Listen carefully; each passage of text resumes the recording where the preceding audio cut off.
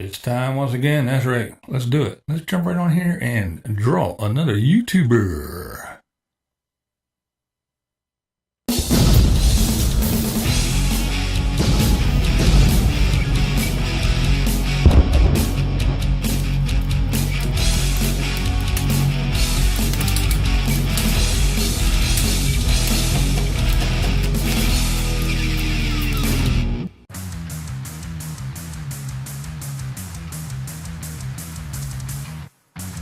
What's up, blind viewers? We're going to do another color pencil drawing. Yes, of a friend of mine.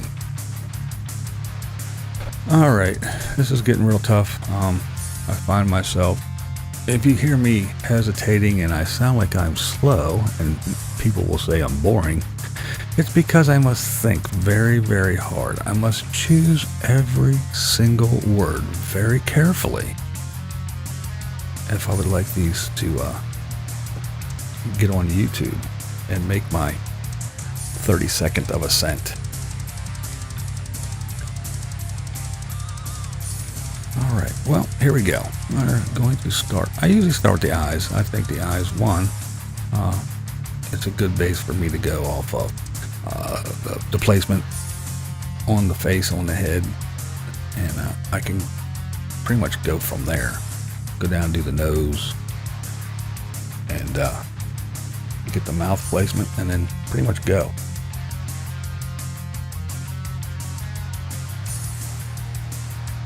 Now, some people that do this, they do outside in. They actually draw the face and head shape first and put everything inside. They'll do that, where they draw a line down the middle and then draw a line across where the eyes go, one where the nose and one where the mouth will be, and they do it that way. I work inside out. Don't know if it's right, don't know if it's wrong, because if you've watched, I have no formal training, so I don't know what I'm doing, really. I just do it. I do what's comfortable for me, what's best and easy for me. And here I'm laying in the darkest color right now.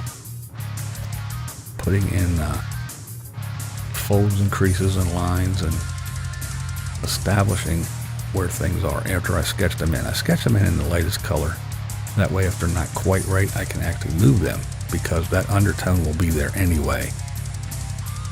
And then once I have everything sketched in the lightest color, that's when I lay down the darkest color and establish everything. And once that's there, it's there. I really can't change the position or anything then. And again, when I'm doing these, I am looking at pictures from videos. So eye color and stuff like that, I don't always get right. I often hear people tell me, oh, my eyes aren't blue, or my eyes aren't green, or my eyes aren't brown, or whatever. But I can pretty much only draw what I see. I don't know. The person's not sitting here in front of me, so I don't know. And I don't want to go, I mean, I can, but I'm lazy. I don't feel like going through 20 videos to see if I can capture a good lighting situation where I can see their exact color of their eyes. Unless they take a good photo when the lighting's right and everything, I don't know. So here I'm going in with like a mid-tone. After the darkest going down, the mid-tone, and I'm laying in all the shadow, the dark parts. This will make it easier later to blend.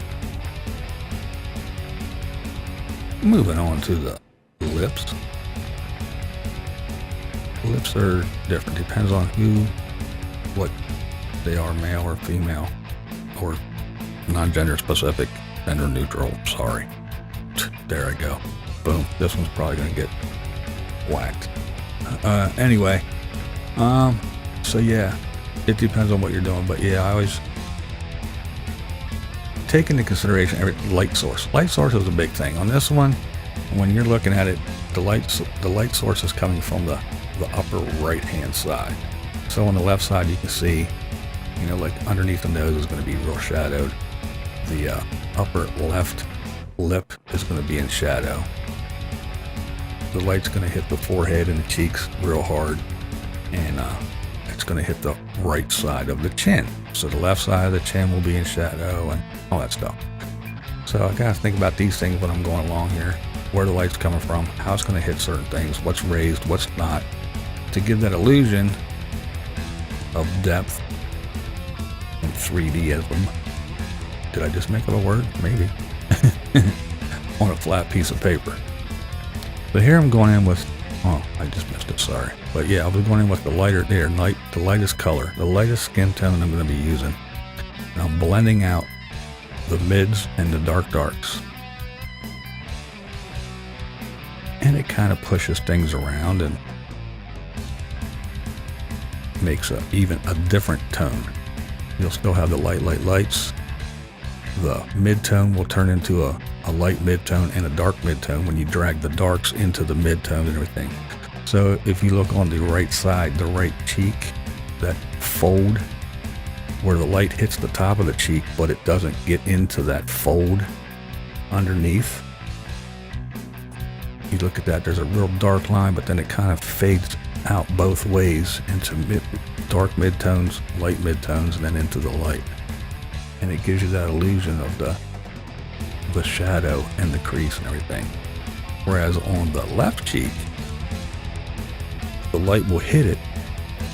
It won't light it up. It still throws a shadow because it's around the cheek, but that crease, that darkness, it isn't as prominent because the light does light it up a little more. Same with lips. Your top lip doesn't really get a whole lot of light because unless there's a light from the bottom, like shining up from your chin, then it will light up your top lip. But in normal circumstances, your top lip doesn't get a whole lot of light, so it's usually darker than the bottom lip. And depending on where the light source is, your bottom lip doesn't get a whole lot of light underneath where it connects to your chin. But right where, around the toothy area, it gets some light, and usually on one side. So I try to portray all that, keeping light sources in mind and all that good stuff. Well, here we go. We got that. This is, if you haven't guessed, I'll just go ahead and say it. This is Ruthy D. We got the little cross necklace. She's in her car, so I put a little steering wheel in there. And I like Ruthy with her hair down. She often has her hair pulled back or pulled up, whatever you want to call it, but I prefer Ruthy with her hair down. I think she looks really pretty. She's pretty anyway, but I like her with her hair down. And here I'm putting the sunglasses on top of her head. She got sunglasses on her head, which blends in really good because they're black sunglasses and they blend in real deep with her hair color. But I had to include the sunglasses on the head.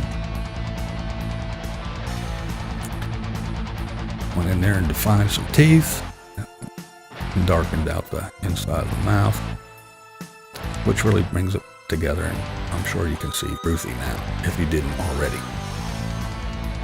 But yeah, her cross necklace, her sunglasses on her head, and my photo reference I choose is one with her hair down, which was both a challenge and fun to draw.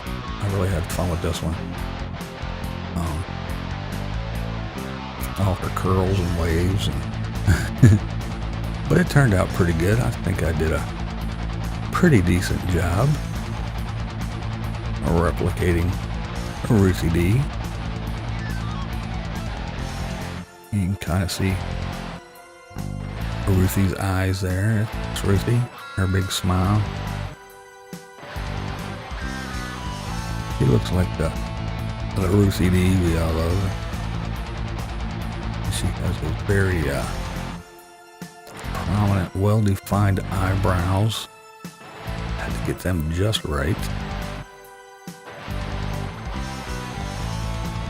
As I go with the hair here, you'll see the glasses kind of disappear a little bit. But that's the way it is in the photo reference. I had to look real hard to see what they were. And I really couldn't see them really well to draw them exact. So I just kind of threw sunglasses up there. I just made my own, really. But all the curls and the waves and the little flyaways here and there. I try to get them in there.